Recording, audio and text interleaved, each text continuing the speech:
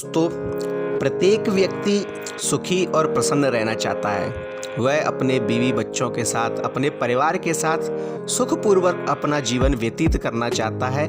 वह यही चाहता है कि सदैव उसका परिवार तरक्की करे और उसके परिवार में कभी भी कोई कष्ट ना आए।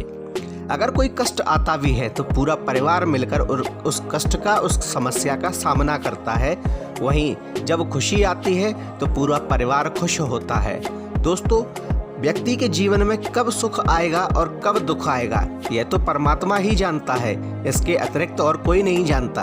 परंतु परमात्मा भी उसे सांकेतिक भाषा में अनेक प्रकार के ऐसे संकेत देता है जिससे मनुष्य यह जान सकता है कि उसके आगामी जीवन में क्या घटित होने वाला है, उसका अच्छा समय आने वाला है अथवा बुरा समय आने वाला है। दोस्तों, प्रत्येक व्यक्ति खुश होने के लिए, प्रसन्न होने के लिए, अपने परिवार के सुखपूर्वक चलाने के लिए तरह तरह के उपाय भी करता है। वह अनेक ऐसे उपाय करता है, अनेक ऐसे कर्म करता है जिससे उसका जीवन सुखपूर्वक व्यतीत हो सके। दोस्तों, परंतु ये प्रकृति, इसमें अनेक ऐसे संकेत छुपे हुए हैं जिन्हें मनुष्य समझकर अगर कार्य करता है तो उसका जीवन अवश्य ही सुखमय व्यतीत होता है। वह आने वाले बुरे समय को भी टाल सकता है, उसका प्रभाव कम कर सकता है। वहीं वह अपने आने वाले अच्छे समय का भरपूर उपयोग भी कर सकता है।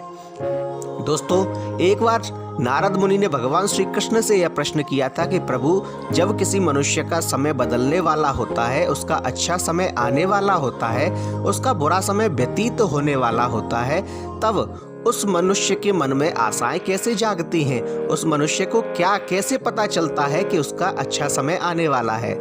तब भगवान श्री कृष्ण ने नारद मुनि को बताया था कि हे नारद मुनि, यह प्रश्न तुमने बहुत ही अच्छा किया है।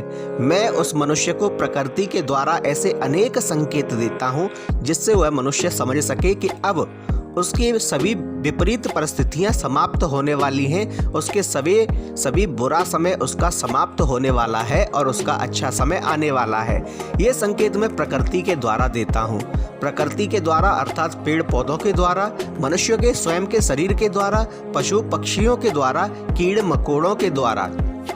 दोस्तों, आपको भी मिलते हैं क्या ऐसे कोई संकेत? अगर आपको भी प्रकृति के दिए हुए यह संकेत मिलते हैं तो आप समझ जाइए कि आपका भी अच्छा समय आने वाला है, आपका भाग्य चमकने वाला है, आपकी किस्मत पलटने वाली है।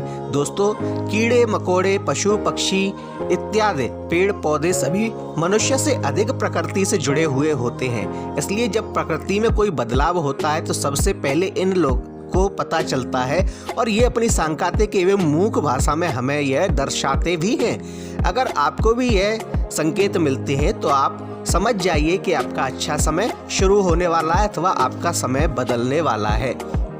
दोस्तों, प्रकृति के द्वारा दिए जाने वाले इन संकेतों में आज का हमारा संकेत है भंवरे के द्वारा दिए जाने वाले संकेत। दोस्तों, वीडियो शुरू करने से पहले कमेंट में एक बार जय श्री राम अवश्य लिख दीजिए। हेलो दोस्तों, मैं DRX संतोष सिंह अपने YouTube चैनल पर आप सभी लोगों का स्वागत करता हूं। दोस्तों, आज के इस वीडियो में मैं आपको बताऊंगा कि भंवरा किस प्रकार से आपको संकेत देता है जब आपको सावधान होने की आवश्यकता है अथवा आपको प्रसन्न होने की आवश्यकता है। नंबर 1, दोस्तों, अगर कोई काला भंवरा आपके घर में आना शुरू कर दे, आपके घर में चक्कर लगाना शुरू कर दे। दोस्तों, भंवरा वैसे तो देखने में आम ही होता है, प्रत्येक व्यक्ति ने भंवरा देखा ही होगा, काला भंवरा अथवा पीला भंवरा। परंतु भंवरा जो है वह फूलों का प्रेमी होता है, फूलों के प्रति सम्मोहित होता है, इसलिए वह बाग बगीचे में देखा जाना उसका आम बात है। परंतु अगर भंवरा आपके घर में प्रवेश कर गया है, घर के अंदर भी आ गया है, घर में भ्रमण कर रहा है और अपनी आवाज से, अपनी गुंजायमान से आपके घर में प्रवेश कर रहा है, तो यह आपके लिए एक शुभ संकेत माना जाता है। दोस्तों, बाग बगीचों में तो आमतौर पर भंवरे को देखा जा सकता है, परंतु घर के अंदर क्यों? घर के अंदर आपके में पुष्प नहीं लगे, पेड़ पौधे नहीं है, फिर भी भंवरा आपके घर में प्रवेश कर गया है, तो यह प्रकृति के द्वारा आपको दिया जाने वाला एक शुभ संकेत है। दोस्तों, इसका अर्थ होता है कि आपको शीघ्र ही कोई अच्छी खुशखबरी मिलने वाली है अथवा आपके घर में किसी नए सदस्य का आगमन होने वाला है। अर्थात जो व्यक्ति शादीशुदा हैं और उन्हें किसी बच्चे की आस है, वह यह जान ले कि शीघ्र ही भगवान उनकी मनोकामना पूरी करेंगे और शीघ्र ही उनके घर में किलकारियां गूंजेंगी। अथवा अगर आपके घर में कोई लड़की अथवा लड़का विवाह योग्य है तो शीघ्र ही उसका संबंध साधेगा, उसका शादी तय होगी, जिसके कारण आपके घर में नए सदस्य का आगमन हो सकता है। तो दोस्तों नंबर 2, वैसे तो भंवरा बसंत ऋतु में ही अपनी जगह से बाहर निकलता है और बसंत ऋतु में क्योंकि पुष्प खिल जाते हैं, पेड़ पौधे भी खूब फलने फूलने लगते हैं, इसलिए भंवरा अपने स्थानों से निकलकर बाहर घूमने लगते हैं और बसंत ऋतु में आपको भंवरों की गुंजन भी खूब सुनाई देती है।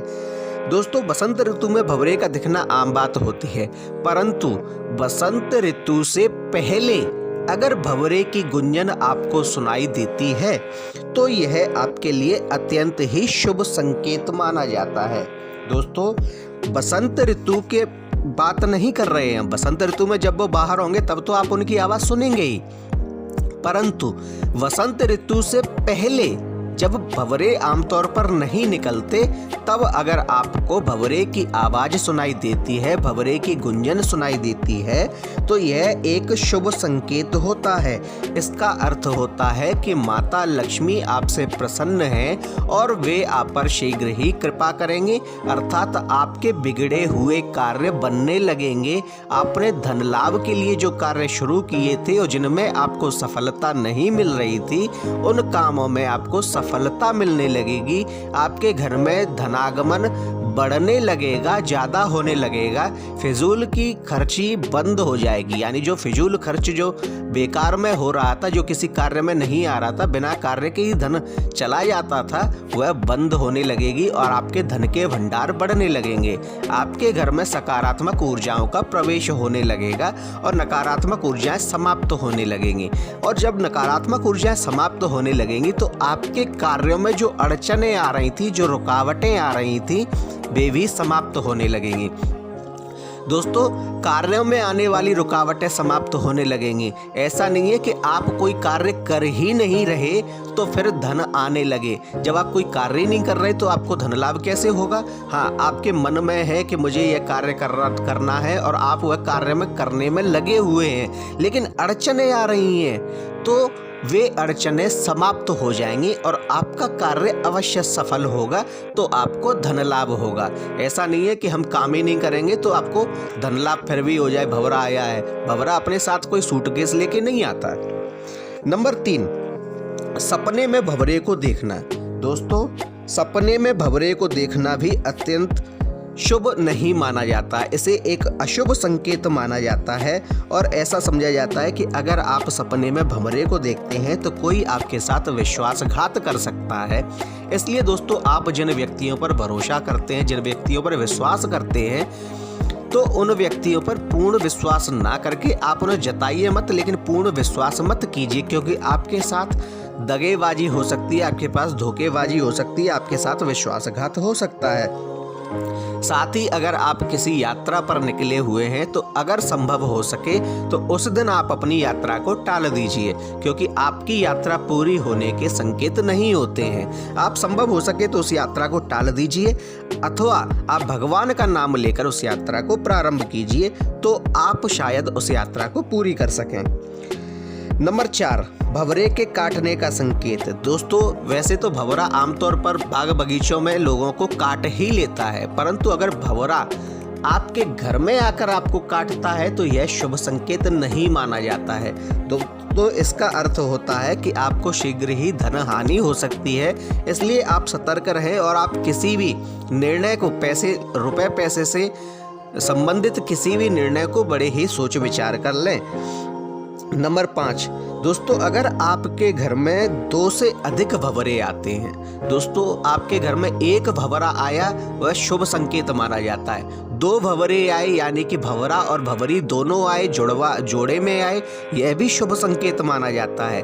परंतु अगर आपके घर में 2 से अधिक भंवरे आ रहे हैं, चाहे वे काले हों अथवा पीले भंवरे हों, तो यह शुभ नहीं माना जाता है, यह एक अशुभ संकेत माना जाता है। दोस्तों इसका संबंध तांत्रिक क्रिया क्रिया से भी हो सकता है, क्योंकि भंवरे में एक सम्मोहन शक्ति होती है जो फूलों की ओर आकर्षित हो करती है उसे, जिससे वह खिंचा हुआ चला आता है। और इस प्राकृतिक शक्ति का लाभ तांत्रिक बहुत उठाते हैं। वे तंत्र क्रियाओं के द्वारा इस प्रकार के प्रयोग करते हैं। तो दोस्तों, अगर आपके घर में 2 से अधिक भंवरे आ रहे हैं तो यह शुभ संकेत नहीं है। लेकिन यह एक देखने वाली बात होगी कि आपके घर में कहीं ऐसा तो नहीं कि बाग बगीचा आपने बना रखा हो, क्योंकि बाग बगीचे में तो भंवरे आएंगे, तब आपको परेशान होने की आवश्यकता नहीं है। परंतु आपके घर में बाग बगीचा नहीं है, फिर भी आपके घर में 2 से अधिक भंवरे प्रवेश कर रहे हैं, तो यह शुभ संकेत नहीं है, यह एक तांत्रिक क्रिया हो सकती है। दोस्तों, ये थे भंवरे के वे शुभ और अशुभ संकेत, जिसके संकेतों को समझकर मनुष्य अपने कार्य कर सकता है। दोस्तों, आपको हमारी वीडियो अच्छी लगे तो कृपया इसे लाइक कीजिए, शेयर कीजिए, कमेंट में जय श्री राम अवश्य लिखिए और साथ ही हमारे चैनल को सब्सक्राइब कीजिए। धन्यवाद।